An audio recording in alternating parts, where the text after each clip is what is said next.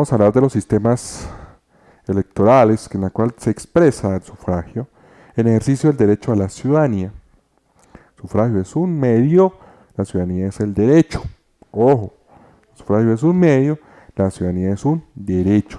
Es la expresión del derecho político, de elegir y ser elegido dentro del sistema democrático.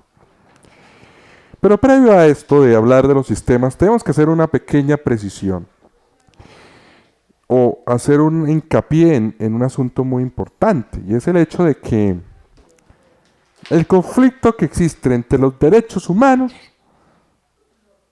y la democracia, ejercido a través del sufragio. Pues efectivamente tenemos un inconveniente, y es que respecto al asunto de la democracia, en la cual se expresa a través de la ciudadanía, través de la ciudadanía que lo ejerce a través del sufragio, se presenta un inconveniente, y es el hecho de que a través de esta manipulación o maniqueísmo que hacen los partidos políticos, grupos de poder, para abusar de la función electoral del sufragio o de la ciudadanía que se ejerce a través del sufragio, se vulneran derechos fundamentales, a través del concepto de las mayorías. Las mayorías. El concepto de las mayorías dentro de la democracia tiene su inconveniente, y es el hecho de que gracias a este postulado de las mayorías se vulneran minorías. Un ejemplo de todo esto se presenta en el caso de que se haga un referendo que está propuesto, por ejemplo, por Villar Morales y un grupo de promotores, en la cual quieren convertir en regla constitucional, radical, binaria, de que no puede ser inaplicada, como por ejemplo la prohibición al de la confiscación de bienes o a la pena de muerte o la cuestión de tratos crueles y denigrantes, en fin, todas estas reglas constitucionales que se fundamentan en el concepto de dignidad, la quieren convertir en regla constitucional en la cual quieren prohibir el matrimonio igualitario y la adopción de niños por parte de parejas del mismo sexo. Pues ahí vemos que es una decisión mayoritaria que puede afectar los derechos fundamentales de un grupo minoritario que pues se ve afectado en sus derechos. Por eso la cuestión de cómo restringir o cómo limitar ese maniqueísmo del sufragio de elección, y de esa manera pues garantizar, a pesar de que las mayorías son importantes para tomar decisiones, ya sea a través de las diferentes elecciones que se hacen por parte de la ciudadanía hacia sus representantes, o lo que hace también el derecho, también de la ciudadanía, que se ejerce a través del sufragio, y cómo también en los órganos colegiados se utiliza el sufragio como una forma de expresar su decisión. Por eso es que el sufragio que se toma en los órganos colegiados es un sufragio deliberativo, se toman decisiones ahí, en representación del pueblo. Entonces ahí es cuando estamos viendo pues cómo se ejerce el sufragio deliberativo allá. Y ese sufragio deliberativo en el cual se toman decisiones, pues se basa en el concepto de las mayorías. Entonces a través de un referendo pues se puede acudir a la población y someterla y de pronto condicionarla a lo que decida o lo que tenga en mente el grupo de poder que está en cabeza del gobierno o los que están en el Congreso como mayorías. De ahí el concepto de las mayorías. Las mayorías tienen mucho que ver con el asunto de los sistemas electorales. Tenemos el primer ejemplo de las mayorías. Entonces, tenemos el ejemplo del caso de la mayoría simple. Mayoría simple. En la cual, en la mayoría simple tenemos el caso de que se presentan 2 o 3 candidatos o se presenta 2 o 3 listas, como sucede en Francia o en otros países donde tengan, por la cuestión del sistema parlamentario, que es muy importante tener en cuenta esto. Pero la mayoría simple implica que hay varias opciones y el que tenga el mayor número de votos gana. Entonces, es muy sencillo. 3 o 4 opciones y el que tenga mayoría de votos gana. Mayoría simple. Está el siguiente mayoría, la mayoría absoluta. La mayoría absoluta nos plantea que para poder tomar una decisión no es simplemente que haya tenido el mayor número de votos, sino que obtenga o haya tenido el 50% más uno de los votos en la competencia. Como sucede, por ejemplo, aquí en Colombia con la elección del presidente. La elección del presidente, pues, si en la primera vuelta se tiene la mayoría absoluta, uno de los candidatos es electo. Pero antes de que ocurriera la reforma constitucional de 1991 existía la mayoría simple. Solamente el que tuviera mayores votos ganaba. Ya en la Constitución de 1991 implica de si no tiene la mayoría absoluta, pues se hace la ronda de segunda vuelta, o la segunda vuelta, una ronda de segunda vuelta, podemos decir, que es que de los dos candidatos que tenga mayor cantidad de votos, se elige de ellos dos, y el que tenga mayor votación en una mayoría simple de los dos, pues gana. ¿Qué ocurre acá? Mientras la mayoría simple no permite posibilidades, o en algunas ocasiones cuando tienen esa particularidad, ya sea en elecciones plurinominales, o sea, varias personas a través de listas cerradas o listas abiertas o lista preferente, como lo podemos llamar. Si esa lista o ese partido tiene la mayoría simple, pues tendría la mayoría de escaños para tener la mayoría del Parlamento. Pero si tiene la mayoría, si tiene la mayoría simple en esa circunstancia, ya sea plurinominal o uninominal, como sucede con la elección de presidente o alcalde, pues ahí nos encontramos ante la particularidad de que una minoría, puede ser una minoría o una mitad de la población, domine a todo el resto y puede polarizar el sistema político, o sea, puede generar instabilidad. En cambio, cuando no tiene mayoría, en cambio si tiene la mayoría absoluta, pues ya tiene una mayoría avasalladora y puede tener mayor estabilidad política. Entonces, el concepto de la mayoría busca es la estabilidad política. Eso es lo que busca, estabilidad política. ¿Qué se acostumbra? Realmente las mayorías simples están mandadas no a recoger, sino están cediendo, mejor es el término, están cediendo ante la concepción de la mayoría absoluta porque genera mayor estabilidad política. Por eso es que se pide, por ejemplo, en Colombia que para elección directa del presidente sin segunda vuelta sea mayoría absoluta. En cambio, cuando no tiene la mayoría absoluta, pues se pasa a segunda vuelta y los dos candidatos con mayor votación se enfrentan nuevamente y el que tenga mayoría simple, pues gana, pero porque ya se sabe que son los grandes opcionados, o las listas opcionadas, porque también puede suceder con las listas. ¿Qué ocurre con la segunda vuelta? Es mucho más pluralista, más como sucede en gobiernos pluralistas, ya que permite que el que tenga mayor votación, pues de pronto puede en la segunda vuelta perder y el que tenga segunda votación ganar, porque permite la asociación o permite las coaliciones o las uniones partidistas. Entonces hay mayor participación en el poder político. Entonces tenemos las dos mayorías, mayoría simple, mayoría cualificada. Existe otro tipo que es la mayoría simple y mayoría absoluta, discúlpenme. Y está la otra que es la mayoría cualificada. Entonces hay tres mayorías, la cualificada, la simple y la absoluta. Entonces tenemos ahí entonces que la mayoría cualificada es aquella en la cual nos plantea que es electo el que tenga las 2/3 partes, de los votos, ya sea plurinominal o uninominal. ¿Sí? ¿Qué implica esto?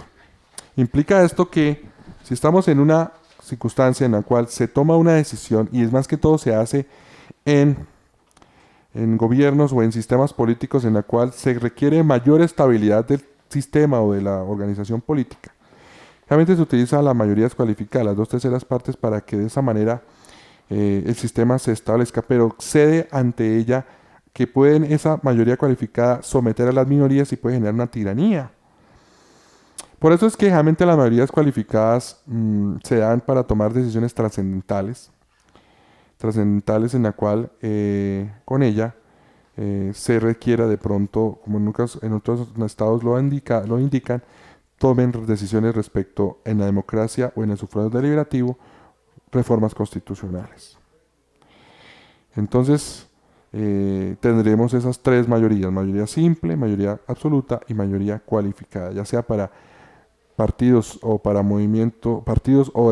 elecciones plurinominales o elecciones uninominales. Bien, entonces tenemos las siguientes circunstancias. Ya vimos nosotros la forma de elección, ya sea por mayoría simple, mayoría absoluta, mayoría cualificada, en la cual, pues, por ejemplo, la mayoría cualificada se da mucho en los asuntos plurinominales, por ejemplo en Francia, que en Francia se exige para tener la mayoría de escaños del Parlamento que las 2/3 partes el partido obtenga su votación para tener la mayoría. En la cual, pues, de esa mayoría, pues, surge el presidente del gobierno de Francia, primer ministro. Porque ya sabemos que allá el presidente de Francia, pues, también es de elección popular. Allí nosotros nos damos cuenta, pues, por ejemplo, ahí que se necesita la mayoría cualificada para tener la posibilidad de tener la mayoría en el Parlamento. Si no lo tiene, pues ya pasará una segunda vuelta y ahí sí sería la mayoría simple. Entonces son circunstancias en la cual depende digamos, la rigurosidad que tenga el sistema político democrático para generar estabilidad o gobernabilidad dentro del gobierno, valga la redundancia, gobernabilidad dentro del gobierno frente a su relación con la sociedad y sobre el manejo con los partidos políticos. El meollo del asunto es cómo controlarlo, evitar que las mayorías tiranicen a las minorías y poder garantizar los derechos fundamentales, que fue el problema que les planteé a ustedes entre la democracia y los derechos humanos. Entonces, a continuación vamos a ver unos ejemplos y vamos a mirar los diferentes sistemas que pueden existir en la elección o en la forma de ejercer el derecho a la ciudadanía a través del sufragio. Uno de ellos es a través de la votación por preferencias, en la cual vamos a ver que a través de esta lista por preferencias se generan unos sistemas que van a dar pie a elegir quién va a ser el que va a estar en el gobierno o quién va a estar en el poder. Vamos a primero a mirar la siguiente ejemplo. Como podemos ver en este ejemplo, nos damos cuenta, pues, de que son 55 votantes en la cual empezaron a generar unas prelaciones. Ahí, como pueden ustedes ver, preferencia 1, 2, 3, 4 y 5. Entonces empiezan a seleccionar y la preferencia de los 55 personas, 18 obtuvieron la preferencia por A, las 12 tuvieron por B, por C, la décima por 9, digamos 9 votos tuvo la D, 4 tuvo E y vuelve y se repite la E con otros 2 puntos, otros 2 votos. Y así sucesivamente va creciendo en la forma decreciente las preferencias primera, segunda hasta la quinta preferencia, y así van ubicando entonces cuántos votos tuvo por preferencia de primero a segundo. Después de que se presenta esa elección, se presenta el siguiente ejemplo, los siguientes postulados. Mientras la cuestión de la posibilidad de elección en la cual el elector tenga la posibilidad de definir, según las listas, el rango de preferencia de primero a quinto, en la cual se define y se establece a través de estas diferentes votaciones, entonces surge uno que es el método de Borda, para tomar en cuenta esa elección, que es, por ejemplo, en este caso los electores votan por todos los candidatos sobre la base de asignar a cada preferencia una ponderación.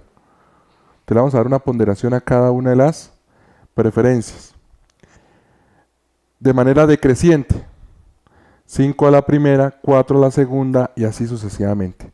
O sea, a esto se le ponen unas ponderaciones. Entonces 5, 4, 3, 2, 1. ¿Sí? Según una ponderación. Entonces esa ponderación, entonces lo que busca es, a través de esta método de Borda, es definir, de acuerdo a estas ponderaciones, cuál es la que tiene mayor posibilidades a través de esa sumatoria o esa asignación ponderable de cada una de las preferencias. Existe otra, que es la eliminación del perdedor, en el cual se realiza votaciones sucesivas, en la cual se elimina al que tenga menos votación, sucesivamente hasta llegar a tener el ganador. Entonces, en el caso que acabamos de ver, el que vemos nosotros acá, que una de las votaciones, por ejemplo, vemos acá C es el que tuvo 4 acá después tuvo la preferencia 12 votos acá, luego tuvo preferencia 10 votos, luego tuvo 9 y empezamos a sumar cuál tuvo más posibilidades y empezamos a, digamos, a decantar y hacer unas votaciones hasta lograr que en este caso C podría tener la mayor cantidad de votos posibles dentro de una forma de una sucesión de votaciones en la cual nos va a dar quién puede tener esa situación de elección. Luego tenemos otra forma que es el método Condorcet, bajo el cual el ganador es el candidato que venza a todos los restantes en votaciones pareadas y que este caso es E. Bueno, aquí nos muestra que en este caso E, ¿sí? Pareadas, pasamos a hacer, nos vemos nosotros que cada vez está ascendiendo, descendiendo, ascendiendo, entonces es uno de los que tiene una constante elección en la cual pues a través de este método pues logramos a través de una pareación o en una comparación demostrar pues de que tuvo una situación en la cual las preferencias cada vez fueron más ascendientes de una a la otra. Entonces ahí vemos nosotros los métodos que se tienen teniendo como fundamento las votaciones por preferencia. Entonces vemos Borda, Condorcet, tenemos la cuestión de eliminación del perdedor y esto pues realmente son unos métodos que son muy complicados de realizar, son muy difíciles por parte del sistema electoral de realizarlos debido a que tienen que hacer un tipo de ponderaciones y un tipo de preferencias en la cual en muchas ocasiones es difícil elegir a un ganador. Por eso es que frente a estas ambigüedades o podemos dificultades que aunque sí aparecen, por ejemplo el caso de Australia que se utiliza el método Borda en la cual se pone un número ponderado a cada una de las preferencias, en la cual se mira las ponderaciones según los números de votos que tuvieron cada una de ellas como acabamos de ver. Entonces se mira el que tenga mayor número de votos según la ponderación, teniendo las 5 preferencias, mirando cada una de las listas, según los votos que tuvieron cada una de ellas, pues se va a elegir al ganador. Es una situación muy complicada, muy difícil tener en cuenta estas particularidades, por eso es que se han inventado unos sistemas que son los sistemas proporcionales, que son utilizados en su gran mayoría por los países occidentales. Entonces para eso tenemos unos métodos como por ejemplo el método que tenemos nosotros que es el método de Hare. Aquí nos podemos nosotros ver el método de Hare, un ejemplo que nos plantea este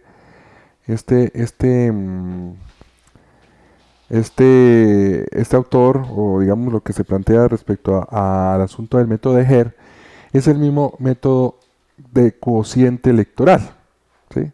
O de mayor residuo en otro aspecto, o otro en la cual se coloca sobre el mayor residuo, se le hace una exponencial o un número adicional, como por ejemplo en el caso de que de Hare tiene como una variación de Hare que es la variación que se denomina de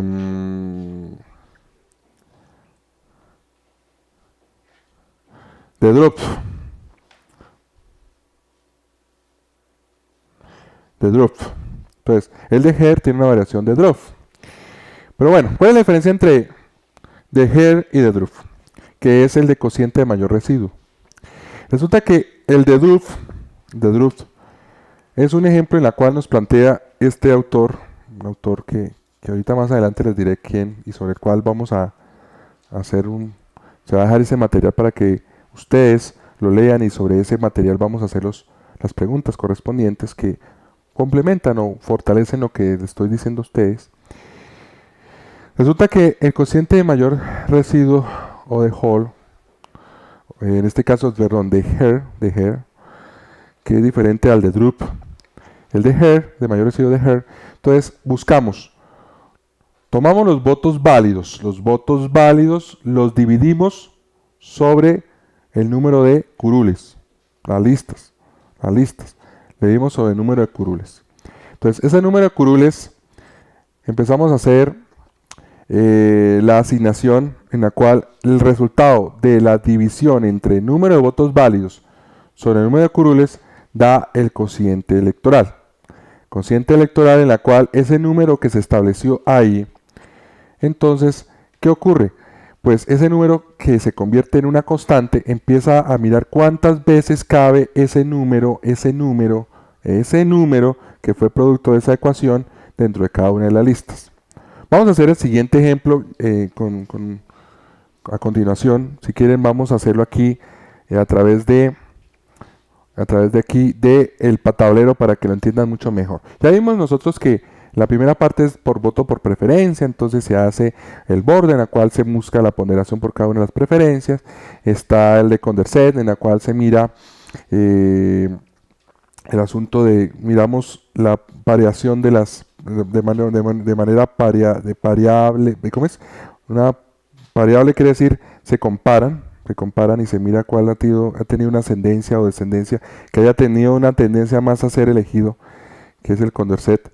El de borda, que se mira una ponderación por cada una de las preferencias, o el de mayor, se va descantando el perdedor, o el que cada vez se hace la votación y mira cuál es el que tiene, ha perdido durante todas las elecciones, de todas las preferencias, que tenga menos posibilidades, se va decantando hasta que logremos cuál es el que tenga mayor votación, descartando. Pues el de mayor residuo, nos vamos a ver y vamos a definir unas diferentes ecuaciones y unas diferentes maniobras en la cual nos van a dar pie a lo que estamos indicando a continuación. Entonces vamos a hacer un ejemplo aquí en el tablero para que ustedes se den cuenta cómo es que se trabaja esto en el de Drup, el de Herd en un lado, y el de Hold y el de Lassalle, si no estamos mal aquí, el de termina el otro que es ¿cómo se llama? Les digo cómo les digo. Aquí les digo cómo se llama. Se me olvidó el nombre. Es un nombre todo raro. Les cuento, es un nombre muy raro. En el cual aquí vamos a mirar el nombre. Que es Saint-Lange. Saint-Lange. Entonces, Drupt y Saint-Lange. Her y the Whole. Entonces, Drupt es la variación de Her. Y Saint-Lange, variación de Whole. ¿Sí? Para que tengamos claro. Vamos a ver el de Drupt, vamos a ver el de Her, que son los que más se usan, y estas son algunas variaciones que tienen su particularidad. Entonces, ¿qué ocurre? Entonces vamos a hacer el siguiente ejemplo, después volvemos y retomamos la diapositiva para que a través de ella podamos explicar de mejor manera el asunto de los sistemas proporcionales. Bien, entonces vamos a ver el ejemplo del sistema proporcional de Her, o de mayor residuo. Entonces hablamos del cociente electoral. Cociente.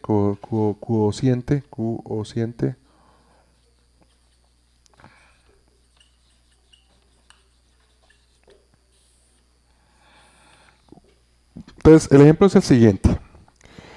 Tenemos 1700 votos válidos. Porque el fundamento de Her es que se tienen solamente los votos válidos. ¿Sí? Entonces, 1700 válidos, en la cual varias listas distribuyeron estas votaciones. Entonces, pongamos un ejemplo. Tenemos acá que este tuvo 900, este tuvo 500, este tuvo, son 1400, este tuvo 200, y este tuvo, a ver, 900, 1400, 1600, y este tuvo 100 votos. ¿Sí? Ahí vemos nosotros que estas 1700 votos fueron distribuidos, 900 votos para A, 500 votos para B, 200 votos para C y 100 votos para D. Entonces llegamos y empezamos a decir, bueno, ¿cuántas curules se requieren? Supongamos que querramos, como son números impares, necesitamos 9 curules. Entonces es un consejo de 9 curules, supongamos, un consejo de 9 curules. Ya en cuestión del Senado o Cámara de Representantes, pues es mucho más, porque ya sabemos que aquí son 186 representantes a la Cámara y son 102 senadores. En este caso serían 100 porque habrían 2 de circunscripción electoral, que ahorita más adelante les explico qué es circunscripciones electorales. Entonces tenemos aquí 9 curules. Entonces empezamos a repartir. Entonces estamos hablando 1700 votos válidos. Entonces el cociente electoral es igual a 1700 votos sobre 9 curules. Pues podemos dar cuenta que 1700 votos dividido en 9 da 188.8, en la cual se aproxima a 189. Bueno, 189 votos. Entonces empezamos entonces a mirar cuántas veces cabe 189 votos en 900. Entonces empezamos a hacer aquí la siguiente operación. Entonces por allá en sus casas pueden hacer la siguiente operación. Entonces hacen 900 votos dividido en 189. 4.76. Aquí 500 votos dividido en 189. 2.64. Y 200 votos dividido en 189. 1.05. Bien. Y obviamente que aquí no tendría posibilidad de la lista D porque la lista D no tuvo sino 100 votos. Por lo tanto está por fuera del rango de distribución. Entonces el rango de distribución o repartición de las curules se da con fundamento en el cociente electoral. 189 votos. Entonces tenemos aquí que aquí tendríamos 4 curules. Aquí tendríamos 2 curules. Y aquí tendríamos una curul. Ahí estaríamos hablando de 7. Nos faltan 2. Nos faltan 2. Entonces, ¿de dónde cubriríamos esas 2 faltantes? ¿Quién tiene mayor residuo? Entonces tenemos aquí, residuo tiene 1. Entonces, más 1 porque tiene 4.72. Y este tiene 2.64, por lo tanto tiene otro. Entonces, ahí la primera lista tuvo una adicional. Y la segunda y la tercera y la segunda lista, en este caso la B, tuvo otra adicional. Sí, entonces tuvo una adicional para cada una de ellas. Entonces ahí se completaron entonces 6, 7, 8 y 9 curules con fundamento en quién tuvo mayor residuo. Entonces 76 uno y 64 el siguiente. Aquí no tuvo más porque tuvo menos residuo. Entonces se tiene en cuenta el mayor residuo. Y es el método de Hare. Bueno, vamos a ver a continuación el siguiente método que es de Hot o la famosa cifra repartidora. Entonces la cifra repartidora, vamos a mirar entonces cómo se establece esta cifra repartidora. Entonces la cifra repartidora, vamos a tener en cuenta las mismas 1700 votos válidos, porque se hace sobre los votos válidos. Pero algo muy importante, resulta que en Colombia esa cifra repartidora se fundamenta en un concepto que es el umbral. El umbral es que sobre un monto de votos que consiga la lista, sobre ella participa en la repartición de las curules. Entonces es importante tener en cuenta eso.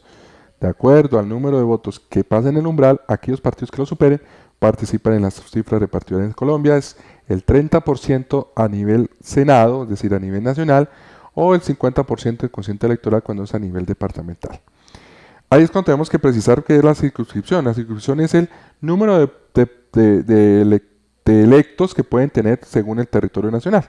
Entonces por eso hablamos de circunscripción nacional en la cual se pueden elegir 102 senadores, en este caso 100, dos que son especiales porque son para población minoritaria.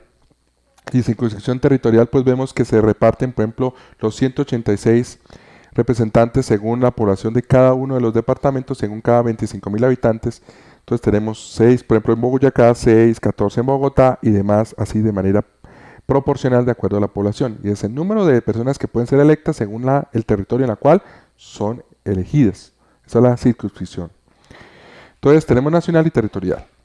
Entonces en Colombia, para la cuestión nacional, tienen que tener el 3% del censo de votación. El 3% no del censo, sino, discúlpeme, no del censo, sino de la votación. De la votación. que fue emitida válida, votos válidos de la votación válida, el 3% de la votación válida. Y con fundamento de eso se hace la cifra repartidora o método de Holt, en la cual pues se establece esa particularidad.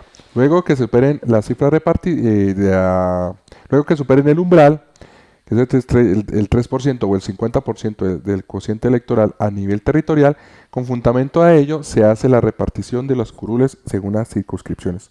Vuelvo y repito, estamos hablando de Hall, se habla de cifra repartidora, y esa cifra repartidora se hace de acuerdo a un umbral. En Colombia se establece que es el 3% a nivel de suscripción nacional, que es el número de personas que pueden ser elegidas a nivel nacional, que en este caso son 100 senadores, o de acuerdo a la proporción territorial de 25.000 habitantes por cada electo, cada uno, discúlpeme, se elige una persona por cada 25.000 habitantes, en la cual Boyacá tiene 6, en Bogotá tiene 14, por ejemplo.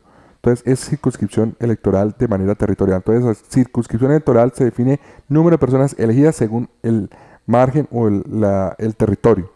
Entonces tenemos nacional y territorial en Colombia. Entonces para ellos tiene que primero superarse el umbral.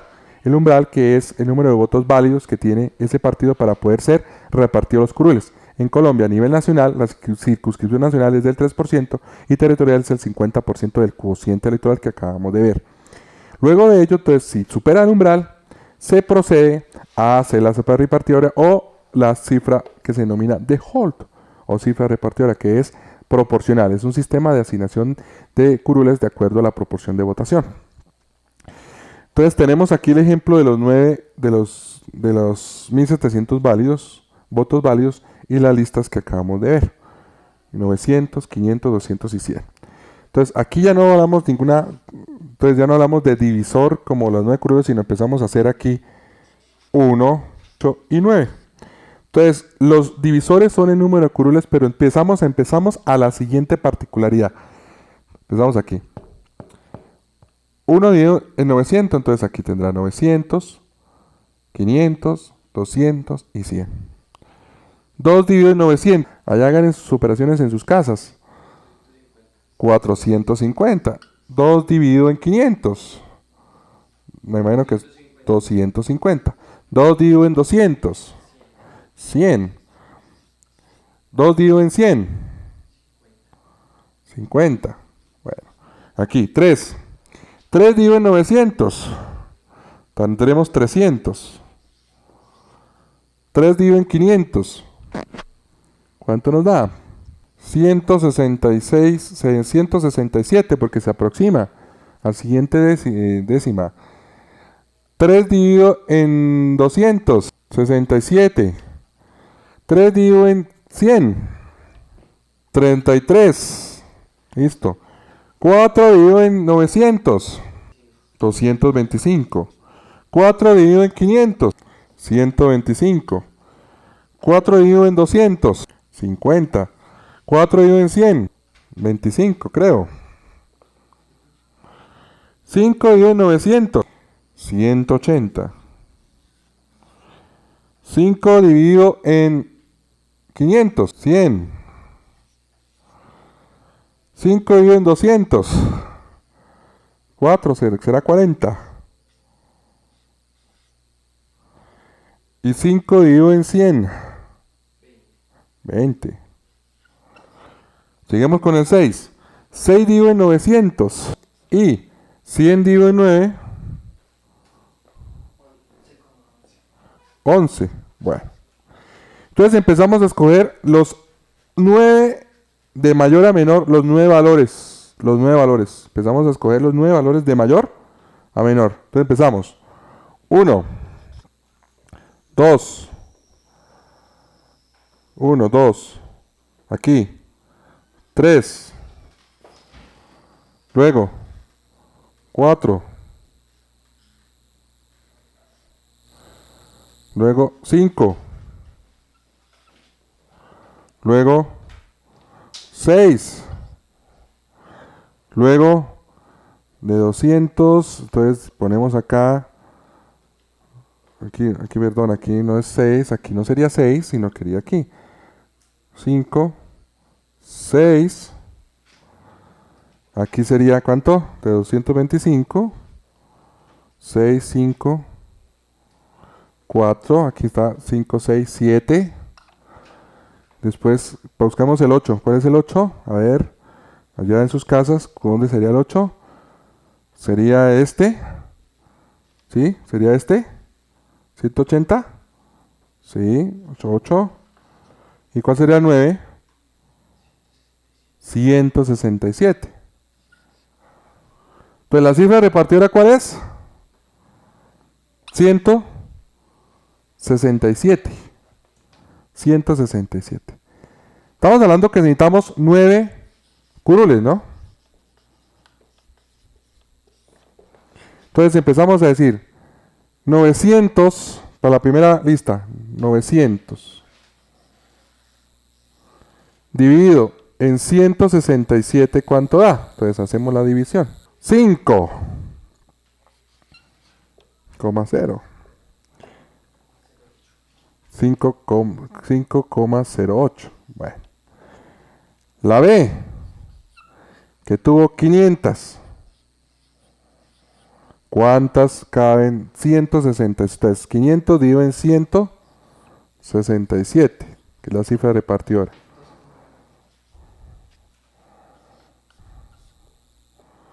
Pues aquí 2,9. Bien.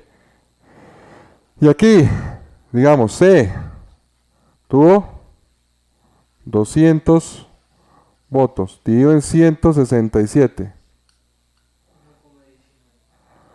1,19.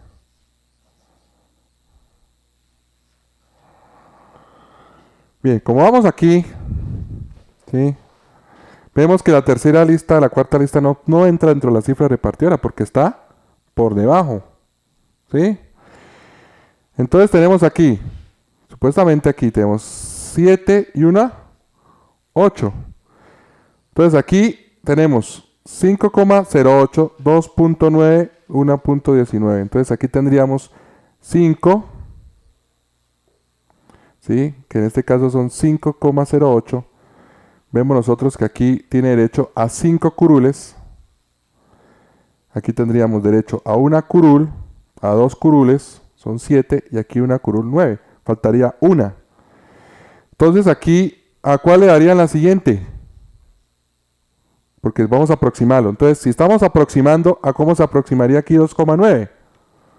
Lo aproximaríamos a 3. Aquí, como no se aproxima, y aquí como no se aproxima, entonces quedó 5, 3 y 1. 5, 3 y 1. Porque la cifra de Hall es exacta. Entonces, ahí vemos nosotros que tuvo 5, 3 y 1 porque se quitan este 0, 19, el 19 porque al fin y al cabo no está cerca a la próxima unidad, y aquí se quita el 0,8 porque no está próxima a la próxima unidad, y queda entonces acá, y como aquí era 2,9, pues se aproxima a 3 y queda 5, 3 y 1, 9. Entonces da 9 curules. 9 curules. Entonces aquí nos da pie a la particularidad de que nos damos cuenta acá de que la cifra de Hall lo que busca es precisar, ¿sí? La asignación, no por mayor residuo, sino que sea de una manera concreta y precisa la asignación de las curules. Entonces la primera lista tuvo 5, la segunda tuvo 3 y la siguiente tuvo 1. Entonces ahí vemos nosotros cómo nos estamos dando cuenta cómo la cifra repartidora nos sirve para definir las curules de una manera mucho más precisa. Vamos a hacer la comparación entonces con The Hare, a ver qué pasó acá, porque la idea es mirar cuál de los dos tiene mayor posibilidades de participación de las minorías. Vamos a hacer el ejemplo, vamos a repetir el ejemplo de Hare, acá, Hare. Entonces ya vimos que son 1700 votos, perdón, 1700 votos. Lo dividimos por 9 curules, cociente electoral. ¿Cuánto es que nos dio? Pues vamos a hacer el ejercicio para comparar. Entonces vemos nosotros que 1700 dividido en 9, entonces empecemos a hacer entonces en la calculadora, allá en sus casas, en donde se encuentra, entonces vamos a mirar y hacer el ejercicio. Entonces 1700 dividido en 9 curules. 188, o sea, 189. Bueno, empecemos aquí entonces a mirar la lista A, ¿cuántas? Entonces aquí vamos a hacer, aquí de hair, entonces este es de hot, hunt, listo. Y aquí vamos a ver hair. Entonces empecemos. De 900 dividido en 189. ¿Cuánto nos da ahí entonces si vamos mirando? 4,76. Aquí, 500 dividido en 189. 2,64. Y 200 dividido en 189. 1,05. Bien, vemos nosotros acá que el mayor residuo tuvo en la primera lista, que tuvo 4,76. Y aquí tuvo 2,64. Pues aquí podemos ver nosotros que se repite, o sea, que hay una posibilidad y miramos son los mayores residuos. Entonces aquí tiene un más 1, aquí tiene más 1 y aquí no tiene nada. Entonces aquí se empiezan a repartir, entonces aquí tendríamos 3 y aquí teníamos 5. Y aquí tendríamos 1. Entonces mientras acá los aproximamos, no miramos residuos, hacemos aproximaciones, porque la idea es hacerlo más preciso. Aquí miramos los residuos y le sumamos, según el residuo que tuvo en este aspecto. Entonces aquí vemos que este tuvo mayor residuo que este. Pero en ocasiones, a veces en ocasiones no queda así tan preciso como en este caso, pronto hay mucho más votaciones. Y se ha dicho por muchos teóricos que la cifra repartidora tiene un inconveniente, y es que genera un aumento al bipartidismo, a unos partidos más fuertes.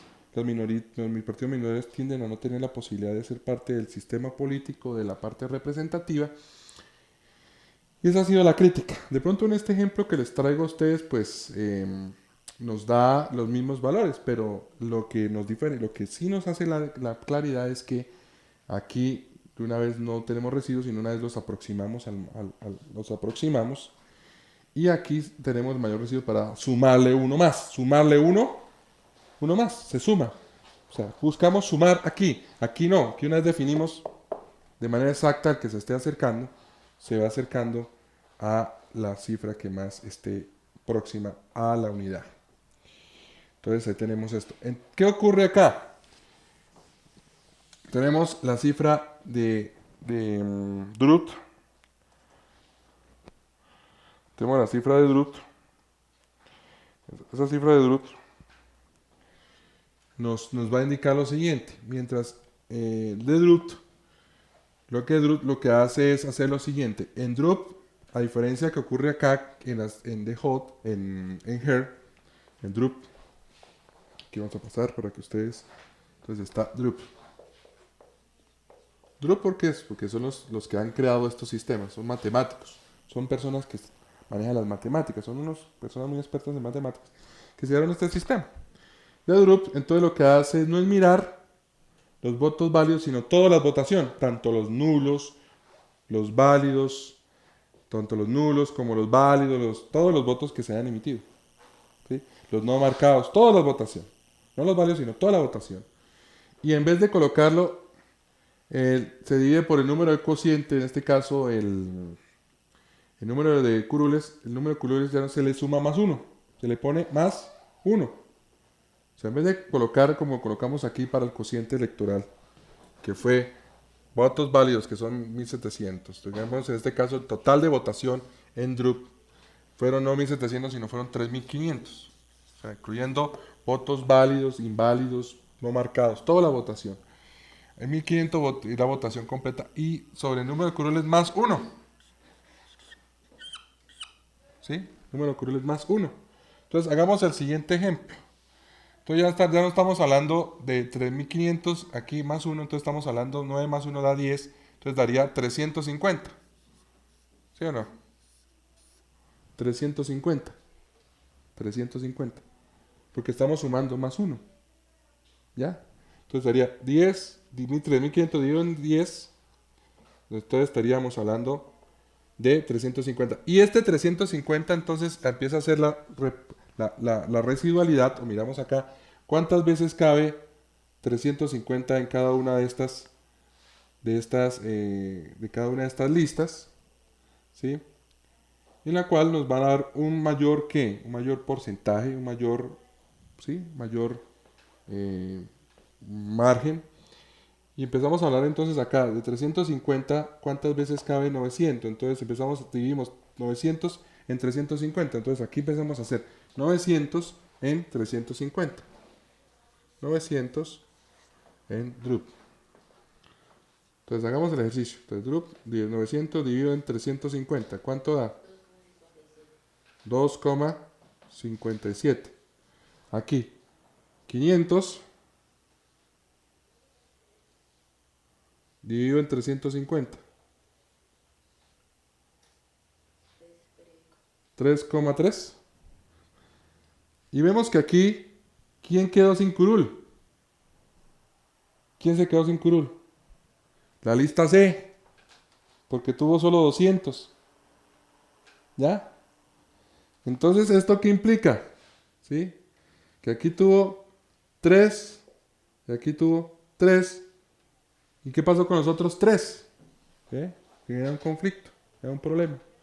Por eso es que se acostumbra a utilizar el cociente electoral sobre no votos válidos, para que sea más preciso, porque esto lo que genera es, supuestamente lo que genera es mayor amplitud, pero cuando se presentan acá, cuando la votación es inferior al cociente que se establece, que es el cociente de Drup, pues tenemos un inconveniente, porque aquí tendríamos 3, y aquí tendríamos 3, y aquí 3, seríamos 6. ¿Y qué pasaría con los otros 3? Entonces tendríamos que mirar entonces de las votaciones mayoritarias, ellos tendrían que mirar de las votaciones mayoritarias. Entonces miramos aquí 900, entonces completemos aquí el resto.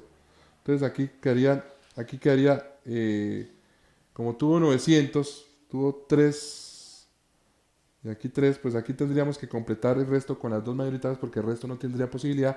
Y por esto es que esta fortalece el bipartidismo. ¿Sí? Fortalece el bipartidismo. En cambio, en el otro sistema, que es el sistema americano, el sistema americano no, sino el sistema alterno a The Hall, que es Sainte-Laget,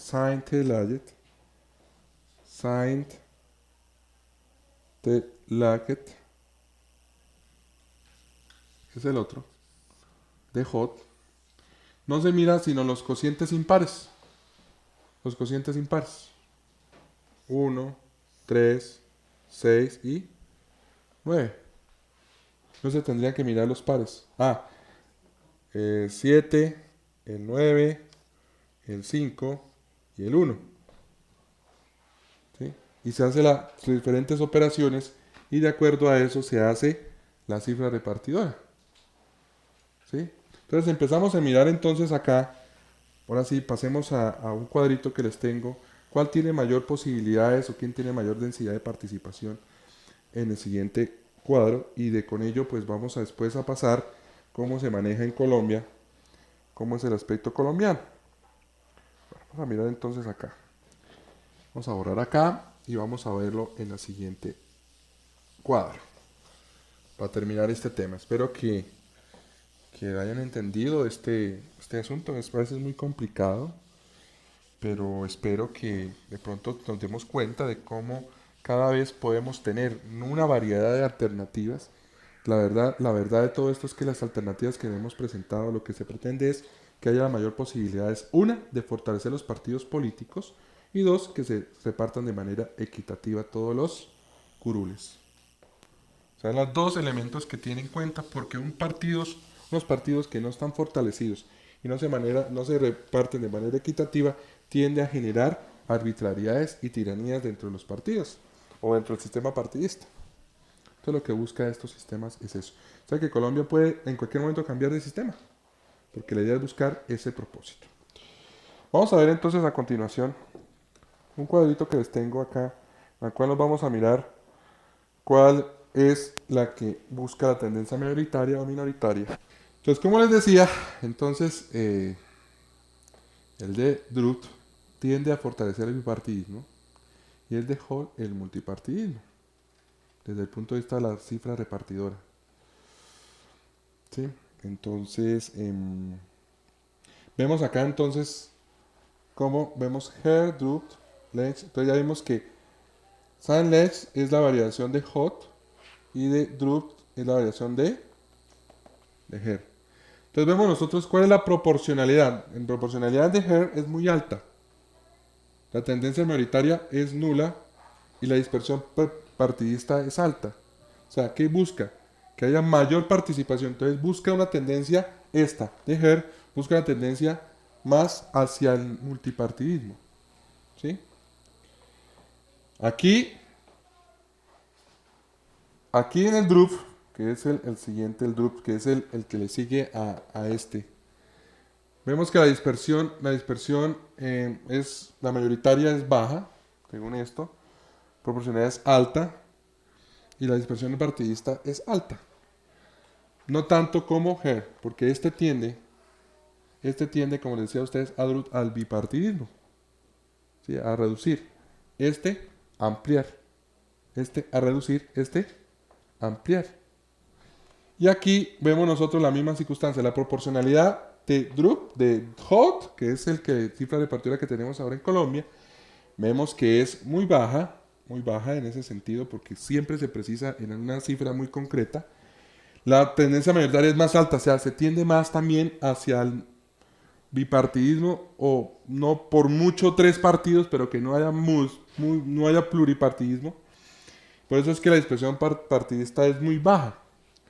En cambio en Sandeix pues es más moderada la proporcionalidad, por eso decía por los impares ayudan mucho a que sea moderada, que sea la mayoritaria alta y la dispersión partidista sea moderada. Entonces vemos nosotros que en Colombia tenemos un sistema que es el de Hall, vemos que la proporcionalidad es muy baja, la tendencia mayoritaria es muy alta, siempre los partidos fuertes son los que tendrán la posibilidad de tener mayor participación y la dispersión partidista será muy baja porque tiende a reducir la participación de los partidos. Entonces, nosotros ¿qué tuvimos en un comienzo? Tuvimos Her en un comienzo y después pasamos a Hall. No hemos tenido todavía estos dos.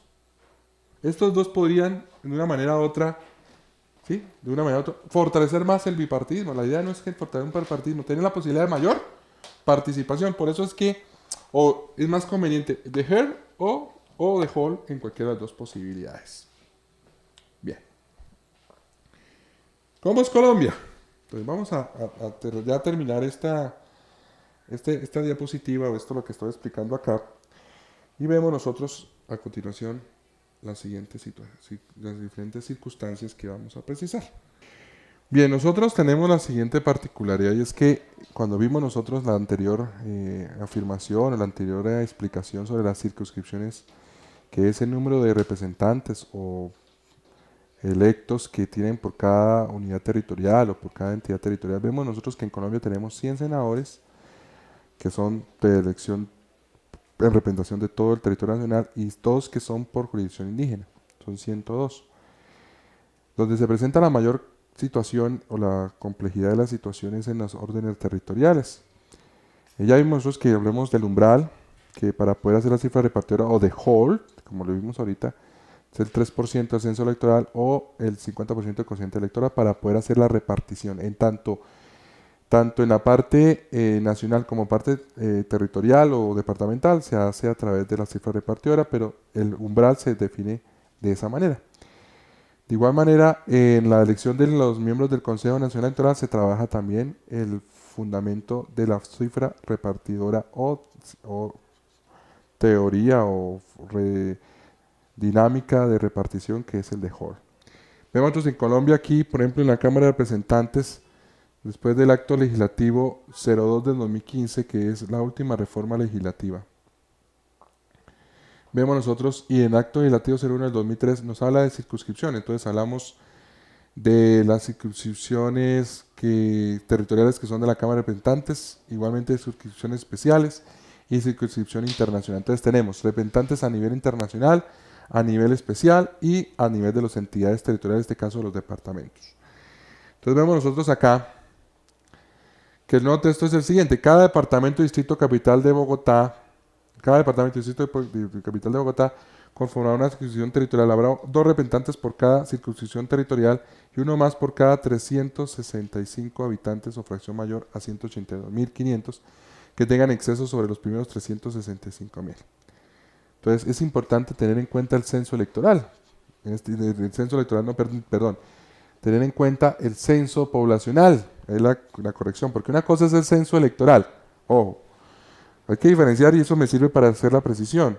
El censo electoral son las personas que son habilitadas para votar, es decir, las personas que son mayores de 18 años y que están habilitadas para votar. Y el censo poblacional se tiene en cuenta los niños hasta el anciano, ¿sí? Entonces, aquí se mira el censo poblacional. De acuerdo a la población se hace la representación. Entonces, tenemos acá que en San Andrés se establecerá un representante, además del departamento, un raizal, es decir, una persona que es originaria de allá. Aquí, de las circunscripciones especiales, vemos nosotros la siguiente circunstancia. Y es el hecho de que aquí se habla 4 representantes distribuidos de la siguiente manera: 2 por las circunscripciones de las comunidades afrodescendientes, 1 por la circunscripción de las comunidades indígenas y 1 por la circunscripción internacional.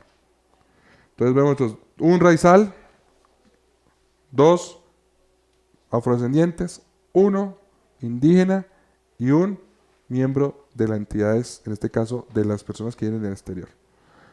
Entonces vemos nosotros que tenemos 4 y 5 personas, ¿sí?, diferentes a las entidades territoriales, que representan un margen poblacional que no está dentro de las entidades que acabamos de indicar, los departamentos y el distrito capital. Entonces ahí vemos nosotros cómo el voto tiene esa incidencia. Entonces ya vimos nosotros el censo electoral y el censo poblacional. Entonces, para mirar la representación se mira el censo poblacional, para mirar quiénes pueden votar y que tiene en cuenta, y eso es importante tener en precisión, para los diferentes mecanismos de participación ciudadana que son el voto deliberativo, se tiene el censo electoral. Entonces vimos que nosotros que, por ejemplo, en el referendo se necesita que el 4% del censo electoral, vote, ¿sí?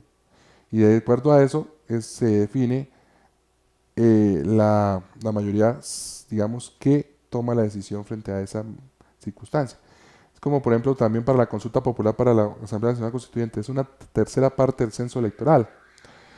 Muchas circunstancias han hecho pues de que a través de este manejo del censo electoral se han definido márgenes o umbrales, que es lo que acabamos de decir anteriormente, para darle viabilidad a las decisiones o al voto deliberativo. Entonces, a veces estas restricciones que establece la ley, a veces pienso yo que a veces son muy engorrosas y sobre todo muy limitantes, muy restrictivas de la participación. Por lo menos no debe ser tan relevantes o no tener en cuenta esa particularidad, porque al fin y al cabo lo que interesa es que la gente participe. Y el voto se pierde, entonces la gente que vota, pues prácticamente es perder su oportunidad o su función. Pero son formas como para eventos muy específicos, muy especiales. Porque infortunadamente en las sociedades actuales, especialmente como la colombiana, que el sufragio no es obligatorio. Porque es un tema que vamos a analizar, ¿sí? Aquí en la Constitución Política el voto no es obligatorio, es facultativo, es un derecho en el cual o lo quieres ejercer o no. Muchos están de acuerdo de que el sufragio, en este caso el ejercicio de la ciudadanía, tiene que ser obligatorio, es decir, votar. Consideran que es obligatorio porque es que si no se les obliga a los votantes a votar, el sistema político no tendría legitimidad ni tendría viabilidad. Pero entonces se pierde algo muy importante sobre la obligatoriedad del voto, es el principio de la autonomía y la libertad de no ir a elegir, la libertad de no asistir. Lo cierto es que eso tiene una consecuencia que eso sí es muy clara, que el que no elige se somete a lo que los demás han dicho, pero por lo menos se le da la oportunidad de no participar. Muchos no creen en el sistema democrático, no, muchos no creen en el sistema electoral. Y creo que eso es un derecho muy legítimo de que no se les exija el voto obligatorio. En cambio, el voto obligatorio pues tiene esa particularidad, pues estamos coartando, estamos obligando a ejercer un derecho. Los derechos son renunciables, específicamente los políticos. El hecho de no participar en política es un acto facultativo, no tiene que ser obligatorio. Votar por votar no, debe ser algo de conciencia, algo que sea producto de la racionalidad. Por eso yo estoy de acuerdo de que el voto no sea obligatorio. Sin embargo, hay argumentos en los cuales indican que no, que hay que obligarlos, porque es un deber que tiene que ser obligado. Tanto así que si no asiste se multa, y eso es una situación que en países como Venezuela y como Perú se está estableciendo o se ha establecido. Pero realmente eso ni va ni viene, porque al fin y al cabo las decisiones no son a conciencia. Pienso que las votaciones que se están dando y se han dado son votos a conciencia. Los demás también son votos a conciencia. El hecho de no ejercer el derecho es a conciencia.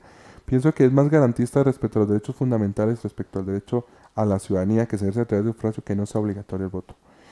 Entonces aquí vemos nosotros en este ejemplo cómo es la forma de elección en Colombia, a través de la Cámara de Representantes, a través del Senado.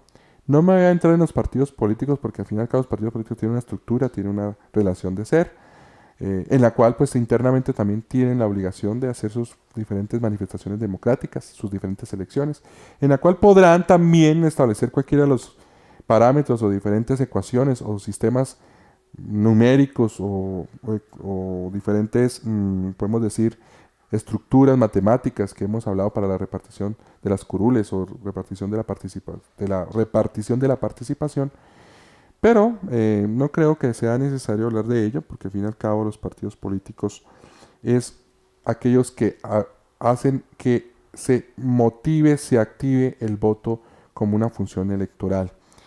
Pienso que con esto podemos dar por terminado el tema del derecho al sufragio, ya teniendo en cuenta lo colombiano, lo que ha habido a nivel de teoría, a nivel de historia, en los diferentes sistemas y diferentes manifestaciones y diferentes circunstancias que se presentan alrededor del sufragio como un medio de ejercicio de la ciudadanía. Entonces, muchas gracias. Espero que haya sido suficiente la información que les he dado para este diplomado y muchos éxitos.